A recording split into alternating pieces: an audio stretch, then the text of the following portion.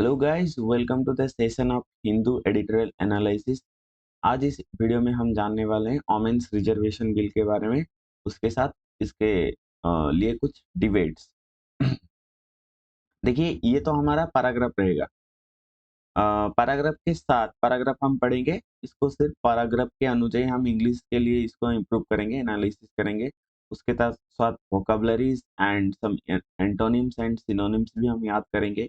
कुछ important phrasal verb भी हम लर्न करेंगे और कुछ इडियम्स एंड फ्रेजेस भी हम याद करने वाले हैं, जो कि आपके लिए सभी एग्जाम के लिए आप पढ़ सकते हैं इसको। सभी एग्जाम के लिए ये इम्पोर्टेंट है, starting from SSC to banking exam.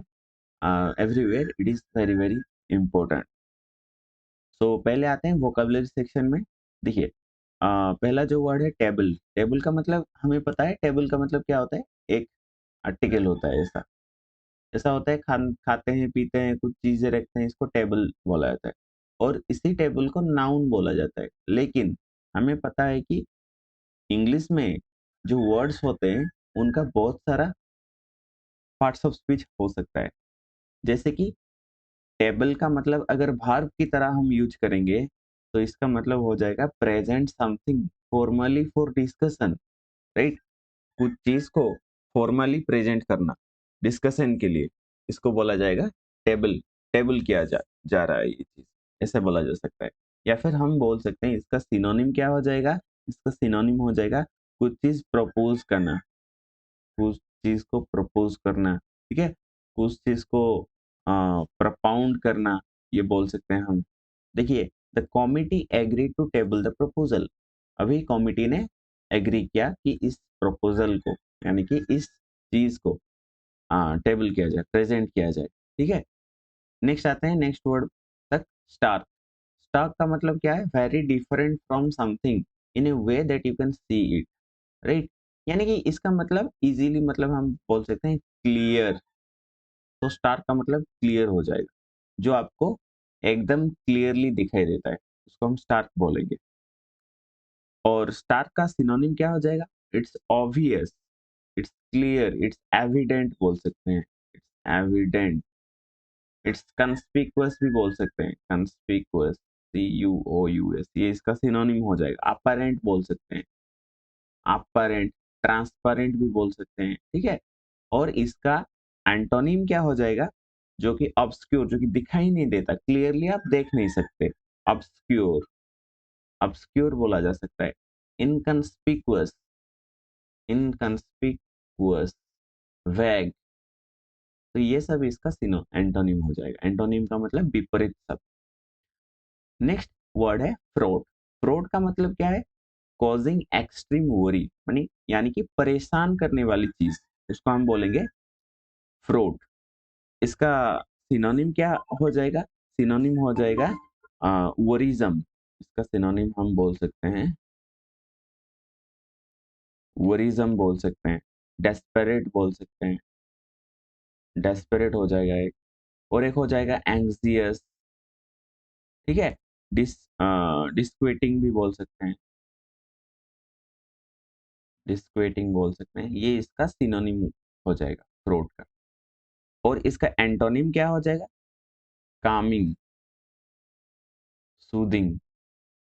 जिसको देख के आपका मन शांत हो जाए, जिसको देख के आपका मन परेशान हो जाए, वो होता है फ्रॉड। और जिसको देख के आपका मन शांत हो जाए, वो होता है कामिंग, वो होता है सूदिंग। ठीक है, ये एक एडजेक्टिव है, याद रखना।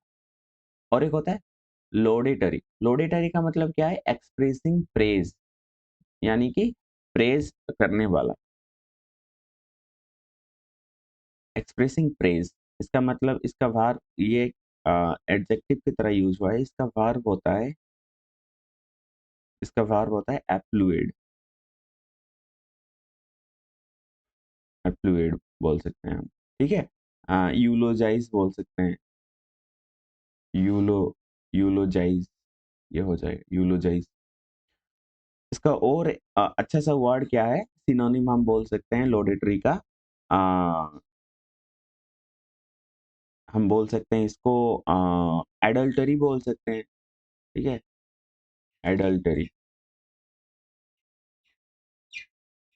एडल्टरी, ठीक है। पैनिगैरिकल भी बोल सकते हैं, ये एक अच्छा वर्ड है, पैनिगैरिकल। प्रेज़ करना, कुछ अच्छी चीज़ बताना, इसका मतलब ये हो जाएगा। और कुछ मतलब क्रिटिसाइज़ करना, इसका एंटोनिम हो जाएगा क्रिटिसाइज़ करना, डिफेम करना, तो डिफेमेटरी, डी सॉरी डिफेमेटरी इसका एंटोनिम हो जाएगा। नेक्स्ट चलते हैं वर्ड पे मंडेट्स। मंडेट्स यानी कि परमिशन दे दिया गया, अलाउ कर दिया गया, हाँ, ये आप कर सकते हो। अलाउ करना, डिक्टेट करना, ऑर्डेन करना, ऑर्डेन भी बोल सकते हैं हम, ठीक है? जो कि मैंडेटरी होता है। और इसका एंटोनिम क्या हो जाएगा डिक्टेट का या फिर मैंडेट्स का?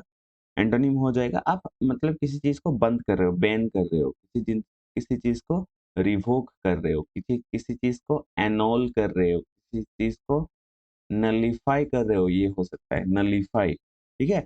एब्रोगेट भी हो सकता है, एब्रोगेट एक अच्छा-सा वर्ड है। वेस्टकाइंड भी बोल सकते हो आप, ठीक है? आप बोल सकते हो पुट ऑफ बोल सकते हो, आप कॉल ऑफ भी बोल सकते हो, ये सब अच्छा वर्ड हो जाएगा एंटोनिम। नेक्स्ट आता है, नेक्स्ट वर्ड है हमारा र्यूज़। र्यूज़ का मतलब पोली, पोली का मतलब आर्टिफाइस, आर्टिफाइस भी बोल सकते हैं, आर्टिफाइस यानी कि कोई चाल, कोई साजिश, इसको र्यूज़ बोलेंगे, पोली, आर्टिफाइस बोलेंगे, ठीक है? और इसका एंटोनिम क्या हो जाएगा? इसका एंटोनिम हो जाएगा कॉन्ड्यूर। कॉन्डोर का मतलब ऑनेस्टी, आप किसी के बारे में साजिश नहीं रच रहे हो, आप एक ऑनेस्ट पर्सन हो। ऑनेस्टी, आप हमेशा ऑनेस्टी दिखाते हो, आप हमेशा कॉन्ड्योर दिखाते हो, आप हमेशा सिंसियरिटी दिखाते हो। सिंसियरिटी भी हो सकता है इसका मीनिंग, ठीक है? नेक्स्ट वर्ड आ जाएगा हमारा इम्बाइब। देखिए इम्बाइब का मतलब क्या होता है? Receive and understand ideas and information, यानी कि कुछ चीज को अपने माइंड में डाल देना। जैसे कि मैं आपको कुछ बोल रहा हूँ, ये वर्ड्स को आप, मैं कहूंगा ये जो वर्ड्स है, ये वर्ड्स को आप अपने दिमाग में इम्बाइब करके रख दीजिए। इम्बाइब मतलब आप अपने साथ एसोसिएट करके रख दीजिए, आप रिसीव करिए इस चीजों को, एसिमुलेट करिए। एसिमुलेट एक सिनोनिम इसका हो जाएगा, ठीक है? आप एक्वायर करिए इसे, acquire the knowledge, imbibe the knowledge, assimilate the knowledge, acquire कीजिए बोल सकते हैं, ठीक है? और इसका एंटोनिम क्या हो जाएगा? यानी कि कोई चीज़ आप ले रहे हैं, नहीं ले रहे हैं, आपके दिमाग में घुस ही नहीं रहा, ठीक है? आप अनलर्न करने, लर्न नहीं कर रहे, अनलर्न,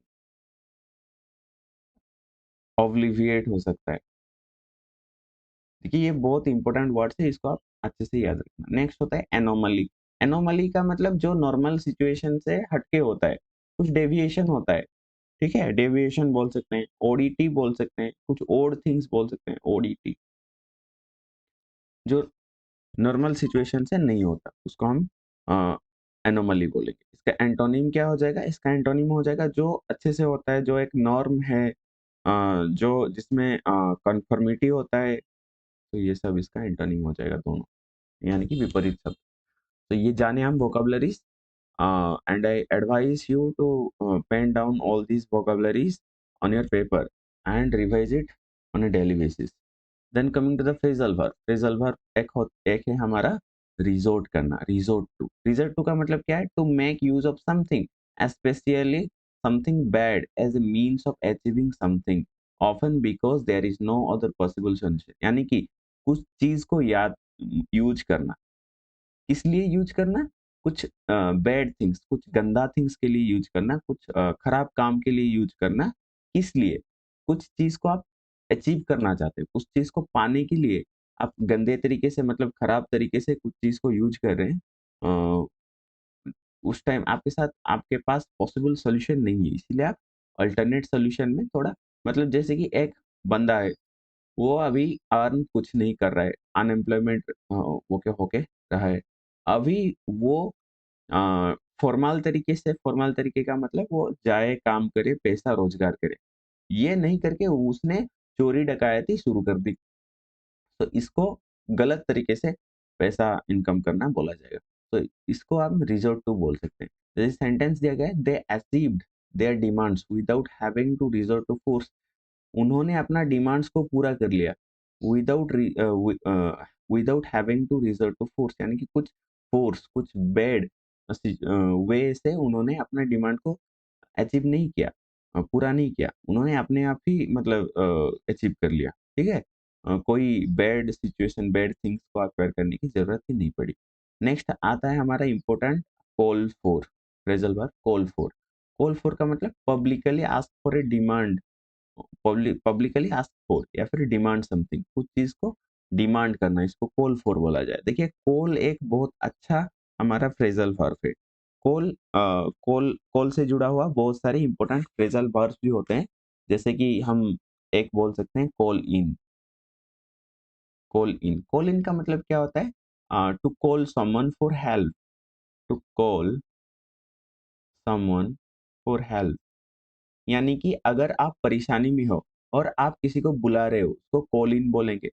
ये मोबाइल में कॉल कॉल करना ये नहीं होता, मोबाइल में नहीं, ऐसे ही बुलाओगे, जैसे कि to call someone for help. जैसे कि पुलिस को आप बुला रहे हो, आपके घर में चोरी हो गया, अभी आप पुलिस को बुला रहे हो, तो you are calling in the police, right. So in that case you can use it, call in. एक होता है कॉल ऑफ। कॉल ऑफ का मतलब क्या होता है? इसका मीनिंग दो होता है। आप किसी को मोबाइल पे कॉल कर रहे हो, call someone with telephone, call someone with a mobile, in that case you can use I am calling up my friend। हम हमारे फ्रेंड को कॉल कर रहे हैं। और एक कॉल आपका मतलब रिमेम्बर करना, रिकोलेक्ट करना, कुछ पास्ट की मेमोरीज को आप याद कर रहे हो, ठीक है। उसी सेंस में इसको कॉल आप बोला जा सकता है, remember, sorry remember, MEMBER, remember. और एक होता है कॉल एट। देखो कॉल एट का मतलब होता है विजिट करना, और एक होता है कॉल ऑन। कॉल ऑन का मतलब भी विजिट करना। लेकिन अगर आप किसी प्लेस को विजिट कर रहे हैं, जैसे कि मैं एक मेडिसिन स्टोर को गया था और मेडिसिन वहां पर हम मुझे नहीं मिला, तो I called at the medicine store but I did not get it, यानी कि हमने विजिट किया था एक मेडिसिन स्टोर पे मेडिसिन के लिए, लेकिन हमने मेडिसिन नहीं पाया। सपोज आप अपने ग्रैंडफादर को देखने के लिए गए हैं, उनके पास विजिट करने के लिए गए हैं, so you can say I am calling on my, I called on my grandfather yesterday, यानी कि मैं मेरा ग्रैंडफादर को विजिट किया था कल। इसका मतलब कॉल नहीं करना होता है, ठीक है, ये सब आप याद रखना। और एक होता है कॉल आउट। कॉल आउट का मतलब क्या होता है? कॉल आउट का मतलब होता है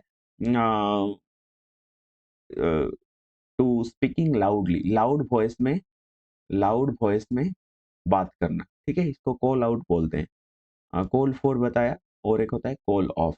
कॉल ऑफ का मतलब कैंसिल, जैसे कि due to rainfall the match was called off, यानी कि बारिश होने के कारण अ, हमारा जो मैच था वो कैंसिल हो गया, वो बैन हो गया, वो एब्रोगेट हो गया, एनॉल हो गया, नलीफाई हो गया। ऐसे आप याद रख सकते हो। तो this is all about the phrasal verb. आज का टू इम्पोर्टेंट इडियम्स जान लेते हैं।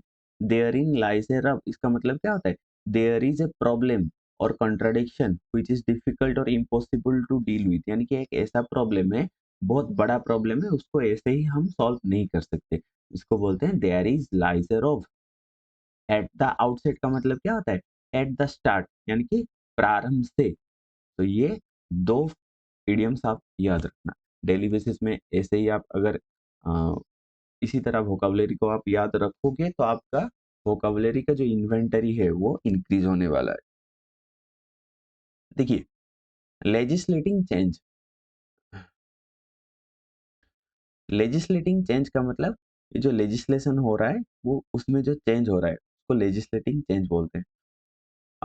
द लेजिस्लेचर का मतलब पता है, लॉ मेकिंग चेंज, यानी कि बोल सकते हैं लेजिस्लेचर लॉ मेकिंग काम होता है लेजिस्लेचर का, तो वो चेंज करने वाला है कुछ चीज। The women's reservation bill must be implemented without delay, यानी कि जो वुमेन का रिजर्वेशन बिल है उसको अभी इम्प्लीमेंट करना चाहिए, उसको अभी लागू करना चाहिए, वो भी विदाउट डेरी के, बिना किसी डेरी के उसको लागू करना चाहिए। इसका मतलब क्या है? पहले कुछ इसके बारे में कंटेक्स्ट समझ लेते हैं। देखिए हमारे जो गवर्नमेंट होता है वो तीन टायर में होता है, उसका तीन लेवल होता है। एक होता है यूनियन लेवल, ठीक है, एक होता है स्टेट लेवल गवर्नमेंट, और एक होता है local level government. Union level में जो होते हैं उनको सेंट्रल गवर्नमेंट बोला जाता है, इसको स्टेट गवर्नमेंट बोला जाता है, इसको लोकल अथॉरिटी बोला जा सकता है। जैसे कि हम बोल सकते हैं हमारा ग्राम पंचायत, ब्लॉक, म्युनिसिपैलिटी, इनको लोकल अथॉरिटी बोला जाता है। सिमिलरली स्टेट गवर्नमेंट का जो फंक्शन करता है उसको बोला जाता है state legislative assembly. Similarly union level में जो होता है उसको पार्लियामेंट बोला जाता है। पार्लियामेंट में 2 हाउस होते हैं, लोकसभा एंड राज्यसभा। तो अभी का सिनेरियो के लिए बात करेंगे तो सिर्फ लोकल अथॉरिटी में 33% वोमेन्स के लिए रिजर्वेशन है, यानी कि 1/3 रिजर्वेशन है। अगर कोई भी महिला हमारे ग्राम पंचायत या फिर म्युनिसिपैलिटी में कोई पोस्ट के लिए वो अभी इलेक्शन लड़ रही है, तो उसके लिए 33% सीट रिजर्व है, यानी कि अगर वैकेंसी सीट अगर 100 खाली है, यानी कि तभी 33 सीट्स में वोमेन्स को भर्ती किया जाएंगे। तो इसका मतलब यही है। लेकिन ये सेंटर और स्टेट गवर्नमेंट में नहीं था। तो अभी हमारा पार्लियामेंट ने एक बिल पास किया और इसी बिल में ये लिखा गया है कि हाँ, ये तो सिर्फ लोकल अथॉरिटी में हम 33% रिजर्वेशन दिए थे, लेकिन अभी सेंट्रल गवर्नमेंट और स्टेट गवर्नमेंट जैसे कि लेजिस्लेटिव असेंबली और पार्लियामेंट में भी वुमेन्स का 33% रिजर्वेशन रहेगा।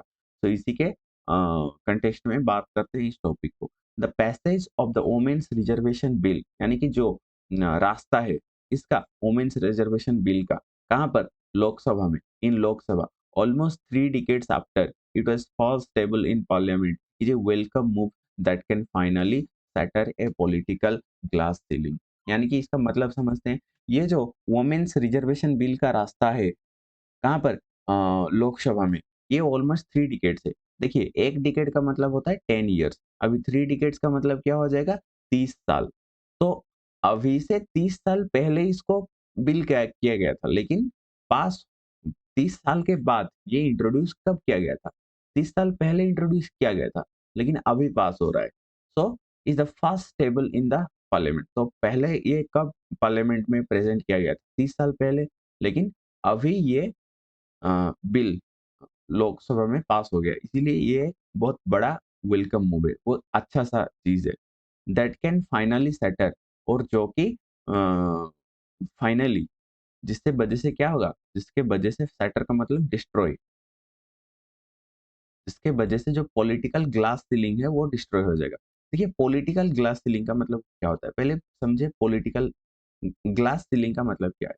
आप यहाँ पर एक आप यहाँ बैठे हुए और इधर एक ग्लास है और इधर एक जॉब है, ठीक है? इधर एक जॉब है।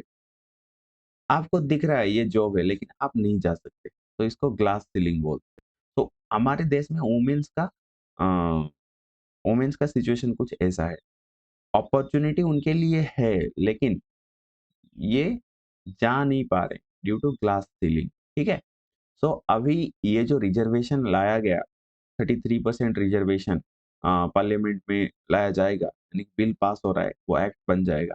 ये इसको डिस्ट्रॉय कर देगा। ये जो पॉलिटिकल ग्लास सीलिंग है, जो वुमेन्स को रोक रहा था, different types of to get different types of opportunity, ये अभी डिस्ट्रॉय हो जाएगा, खत्म हो जाएगा। With women members of parliament comprising only about 15% of the total strength of Lok Sabha। यानी कि पहले इससे पहले क्या हुआ करता था, ओनली 15% मतलब मेंबर ही वुमेन्स थे, यानी कि 100 में से अगर 100 में से 100 मेंबर लोकसभा के 100 मेंबर हुए तो 100 में से सिर्फ 15 मेंबर ही वुमेन्स हो रहे थे। The gender inequality in political representation, और ये एक जेंडर इनइक्वालिटी है। ये अ, हमारे क्या मेल्स को ज़्यादा रिप्रेजेंटेशन दिया जा रहा है, वुमेन्स को नहीं दिया जा रहा है। It's stark and disturbing. तो ये जो 15% रिजर्वेशन अभी है वुमेन्स के लिए, ये एक जेंडर इक्वालिटी का साइन है पॉलिटिकल रिप्रेजेंटेशन में, और जो कि क्लियरली हमको दिखाई देता है। स्टार का मतलब क्लियरली दिखाई देना, और ये डिस्टर्बिंग भी है।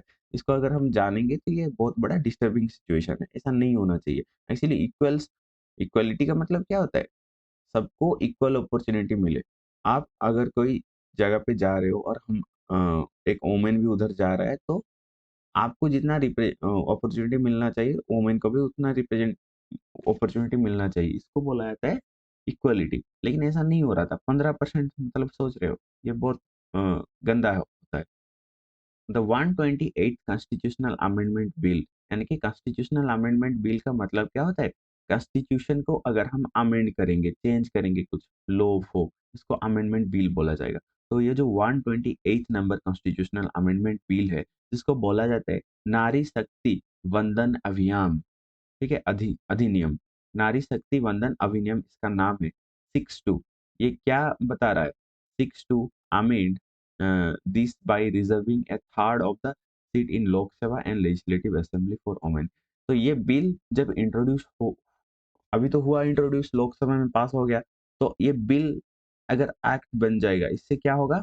जो हमारा पार्लियामेंट है, ठीक है, जो हमारा पार्लियामेंट है और पार्लियामेंट का लोकसभा और जो हमारा लेजिस्लेटिव असेंबली है, वहां पर वुमेन्स का रिजर्वेशन 33% हो जाएगा। यानी कि अभी 33, अगर 100 मेंबर का इलेक्शन हुआ, वहां पर 33 महिला होना चाहिए, ऐसा कुछ हो जाएगा। It is a 15 year sunset close. Sunset close मतलब ये जो बिल इंट्रोड्यूस किया गया है, ये 15 साल तक कंटिन्यू होगा, फिर ये अपने आप क्लोज हो जाएगा for the quota that can be extended. हाँ, इसको आगे भी एक्सटेंड किया जा सकता है, जैसे कि हमारा S T S C reservation bill, S C B C reservation bill, इनको प्रत्येक 10 साल में एक्सटेंड किया जाता है, तो इनका सनसेट टाइम है 10 साल, ठीक है। तो ऐसे ही इसका सनसेट टाइम होगा 15 साल। कंसिडरिंग दिस फ्रॉड हिस्ट्री, अगर हम अपना बहुत परेशानीजनक वाला इतिहास को याद करेंगे of the struggle for women's reservation, women's का रिजर्वेशन और रिप्रेजेंटेशन के लिए हिस्ट्री में बहुत इतिहास में बहुत बार कोशिश किया गया, यानी कि हमारा ये जो इंडिपेंडेंट के बाद भी बहुत कोशिश किया गया था कि वुमेन्स को इक्वल रिप्रेजेंटेशन मिलना चाहिए, लेकिन ये एक खराब इतिहास ही बन के रह गया, कुछ हो नहीं पाया। And several fall starts despite the Rajya Sabha passing it in 2010, और पहले भी स्टार्ट हुआ था, लेकिन ये एक फॉल स्टार्ट था।